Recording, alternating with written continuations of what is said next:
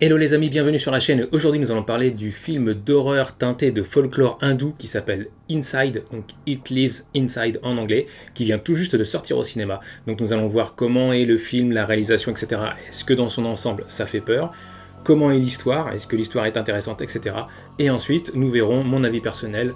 On en parle tout de suite, juste après le générique. C'est parti, let's go!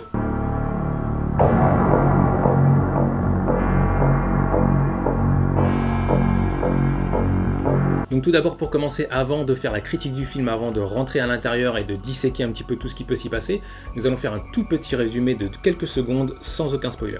Donc Inside raconte l'histoire de Sam, une adolescente américano-indienne en mal d'identité culturelle qui se dispute avec son ancienne meilleure amie et suite à cela, elle libère à son insu une entité démoniaque qui, en isolant ses victimes, les dévore petit à petit de l'intérieur. Il y a quelque chose là-dedans. Tu peux pas le voir. Mais ça vit à l'intérieur. Donc ce film est réalisé par Bishal Dutta, donc c'est un réalisateur américain qui est en fait indien d'origine, qui a 38 ans et qui a déjà réalisé une vingtaine de courts-métrages, dont pas mal de trucs d'horreur qui sont vraiment très sympas, notamment il y en a un qui s'appelle Inferno, qui est très bien, et je vous mets le lien en description parce qu'il est disponible sur YouTube, donc je vous mets le lien en description dans ma vidéo. Et on sent que le gars il a quand même une bonne maîtrise de l'horreur parce qu'il dilapide comme ça dans son film plusieurs moments qui sont assez frissonnants, assez angoissants, et il arrive à jouer avec ça, avec les codes de l'horreur. Donc il va utiliser par exemple les couloirs d'un lycée, bon on a déjà vu ça 1000 fois dans des films d'horreur, mais là il les utilise de façon intéressante quand même je trouve, notamment les vestiaires, etc.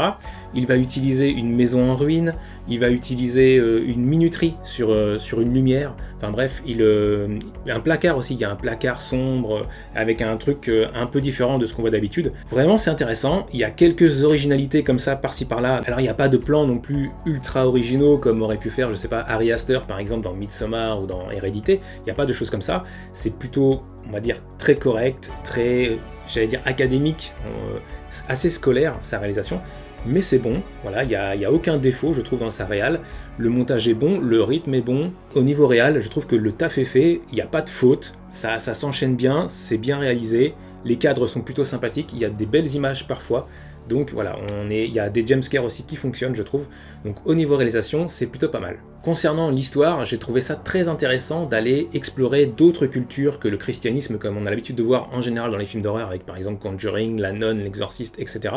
Là on est dans la culture, enfin le folklore hindou avec un démon qui vient d'une légende, d'un mythe hindou, etc. C'est très nouveau, donc c'est très intéressant en tout cas pour Hollywood, parce que voilà, à Bollywood ça a déjà été utilisé plein de fois, enfin c'est tout le temps utilisé quasiment d'ailleurs dans leurs films d'horreur, mais là pour Hollywood c'est assez rare, donc voilà, c'est original pour un film hollywoodien. On insère à tout ça une héroïne qui est bien travaillée au niveau psychologique avec... Voilà, il y a tout un esprit où elle est une jeune fille qui essaye de s'assimiler à la culture blanche américaine parce qu'elle est dans un village, enfin on va dire une petite ville américaine, elle est au lycée, etc. Il y a quasiment que des blancs et donc elle essaye de devenir vraiment à fond américaine, donc elle se look comme une américaine, elle essaye de se changer même physiquement, elle essaye à un moment donné de changer son apparence physique, on peut le voir par exemple dans la toute première scène où elle est présentée. Et donc elle essaye de s'américaniser au maximum pour gommer son ethnie d'origine et pour rejeter un petit peu ce qu'elle est, pour se fondre dans la masse, pour être assimilée, on va dire, à la masse de ce qui est autour d'elle, donc de la petite ville américaine où elle habite. Et ça c'est très intéressant parce que tout de suite en fait on va voir les faiblesses qu'elle a psychologiquement et on va être en empathie avec elle parce que on la découvre vraiment, on découvre vraiment ce qu'elle a dans la tête et donc forcément ça nous intéresse et c'est plus intéressant qu'un personnage complètement lisse. Là on comprend tout ce qu'elle fait et donc voilà, on arrive à s'attacher rapidement à elle et si on s'attache à elle, on va avoir peur avec elle quand elle va être en danger, etc. Donc ça c'est très bien fait, cette partie du scénario est très bien faite puisque le personnage principal est travaillé psychologiquement, sur ses faiblesses, sur ses besoins, sur son environnement autour, sur sa famille, sur ses amis, et pourquoi est-ce qu'elle fait ça, etc. On nous l'explique de façon implicite, donc on arrive à le comprendre. D'ailleurs, elle va même changer de nom en quelque sorte, puisque son prénom indien, enfin hindou, c'est Samida, Et en fait, elle va se faire appeler Sam. Donc il n'y a que sa famille, il n'y a que ses proches qui sont indiens qui vont l'appeler Samida. Elle, dès qu'elle est au lycée, dès qu'elle est devant sa prof, dès qu'elle est avec ses amis à l'extérieur, etc., elle se fait appeler Sam. Et elle demande même, quand on l'appelle Samida, elle rectifie en demandant à ce qu'on l'appelle Sam. Donc vraiment, elle s'américanise au maximum. Et voilà, elle essaye vraiment de se fondre dans le truc. Donc sur toute cette partie de l'histoire, je trouve que c'est très bien écrit. Après, sur le monstre en lui-même, sur le développement du monstre et sur ce qui va se passer pendant le film, c'est-à-dire les différentes scènes qu'on va nous montrer, là je trouve que ça manque d'originalité. Je trouve qu'il y a pas mal de choses qui sont vraiment... qui sont déjà vues 250 fois. C'est dommage. Comme par exemple le coup du carnet, enfin voilà, on trouve un carnet avec des notes manuscrites dedans, etc., qui nous donnent plein d'infos sur qui est le monstre, même des dessins pour essayer de trouver à quoi correspond ce monstre-là, comment le combattre, comment on s'y prend, qu'est-ce qu'il faut faire pour s'en sortir, etc. Quelles sont les solutions que l'on peut apporter pour combattre ce monstre-là. Donc il y a une solution A ou une solution B, une solution C. Alors voilà, tout est écrit sur un carnet, des dessins sur un mur. Bon, ça c'est déjà vu 250 fois. Donc ça manque vraiment d'originalité. Il y a aussi des scènes où, je spoil rien, mais une personne qui s'enferme dans un placard de lycée, c'est déjà vu 1000 fois, quoi. Et puis en général, ça marche pas. Ça n'a marché dans aucun film, donc pourquoi ça marcherait là? Donc voilà, on a des trucs comme ça qui sont vraiment bidons, et je trouve que ça casse un petit peu tout ce qui a pu être fait avant, c'est-à-dire l'originalité de transposer une histoire de monstre dans le folklore hindou avec une héroïne qui est vraiment intéressante, qui est bien travaillée. Mais à côté, fallait vraiment créer des scènes vraiment cool, quoi. Il y a une scène dans les toilettes, en fait, dans les toilettes du lycée, qui est vraiment pas mal, avec une minuterie, etc. Ça, pourquoi pas, mais le reste, c'est du déjà vu. On arrive à voir plusieurs minutes à l'avance ce qui va se passer. On arrive à deviner plein de choses parce que c'est du copier-coller de plein de films de monstres, possession, exorcisme, etc. Enfin, pas exorcisme, mais du démon issu du christianisme, etc. Donc on a déjà vu ça plein de fois avant. Donc là, c'est vraiment, ça ressemble sur plein d'aspects. Donc c'est un peu le point faible du film parce qu'on aurait pu faire quelque chose de complètement original. Et donc ça partait bien. Et ça se perd en route, donc ça c'est dommage. Après, il y a une chose intéressante que je trouve dans ce film, c'est que c'est pas un monstre bidon comme on pourrait nous montrer dans plein d'autres films d'horreur basiques, etc.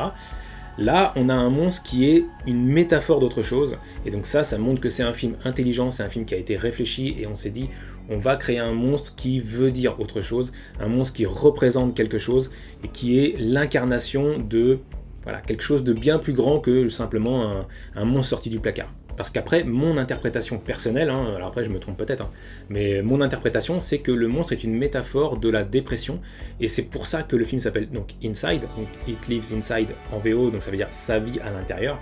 Et là, en fait, on a un monstre qui se nourrit de colère, de haine, de solitude, donc il essaye d'isoler les personnes, et donc plus il les isole, plus il arrive à les ronger de l'intérieur, il arrive à les dévorer petit à petit, il dévore leur âme, etc.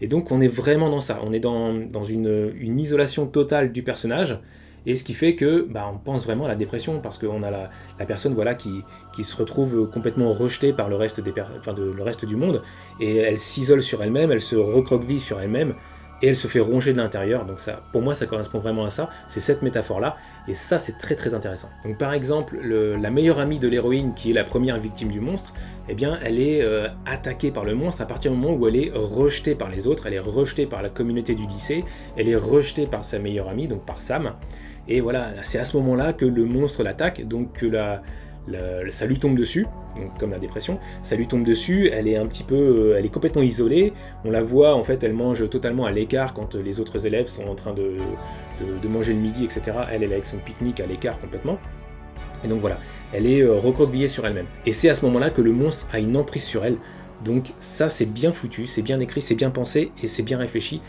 et ça rend le tout bien supérieur à un simple film basique d'horreur. Et c'est exactement pareil pour Sam, donc l'héroïne, c'est quand elle va rejeter son ami, c'est quand elle va rejeter sa culture, c'est quand elle va rejeter ses parents, rejeter les traditions, ne pas vouloir participer au repas de famille, enfin au repas, on va dire, de la communauté indienne, à une petite fête qu'il y a de la communauté indienne pour un folklore, etc.